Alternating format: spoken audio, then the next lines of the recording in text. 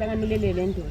Ndakauya pano ndiri munhu anoti kana akarara ndinomuka ndichiita semunhu anga akarara nemurume.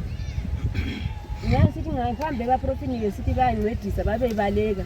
Ndachiti ndikaenda kuvaprofita vachiti vanondibatsira vaitiza. Besithi ndekhamera. Vachiti ndine kamera. Besabe ukulalelwa ngabantwana, ukulalelwa abantwana. Ndinotya kuurayirwa vana. So ngabuya lapha lami ngihamba nje ngithi lami ngiye ngizoncediswa. So ndakauya pano ndichithi ndinoya ndinoda kubatsirwa. Ngaka sincediswa ngasithi ngahambela profiti ngaphenduka ngasithi ngafike endlini. Ndakande ndichithi ndikaenda kuvaprofita ndikanobatsirwa ndikadzoka kumba.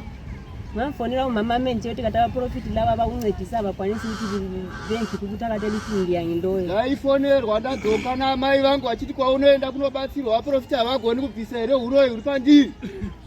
Navese ngatithi akatowati liyaloya mbali sithi ancho linabantu abamili ngiyaloya. Ndakavabvunza kuti ati munoroya ndiani vaitaura kuti ini vana vangu ndimunoti ndinoroya. So ngasithi ngasuka khonapho ngandipumumungula. Ndaiti ndikabva ipapo ndaibuda mututu. Njeso nkisikhathi esithi ngahambe emprofiti ngincediswa ngaphi mphenduka umama wayemfonela asuka lapho yampumumungula. Ndichiti ndikaenda kumprofita kunobatsirwa ndichibva ipapo mai vaindifonera ndobva ndatanga kubuda mututu. Kodwa ngathi lowo ngaqala ukubuya lapha ayiyanza ke mphumumungula. Ndakati ndatanga kuuya pano ndopakava magumo ekubuda mututu.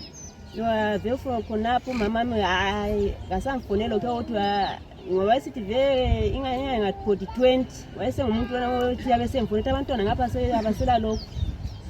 Kubva ipapo namai havachafoni vachibvunza zvakare nyaya dzakafana naidzodzo kuti ndakafonerwa paitanga zvaitanga kuitika. Hayi lapha ngithi ngiyabonga ukuthi ngabe inkosi yalisimi kamandla okukhuleka. Naizvozvo ndinotenda ndichiti dai Mwari varamba achindipawo simba rekunamata. Bese mbona lapha ensebenza khona abavuni umthandazo kodwa nyabe ngithola isikhathi sokubaleka.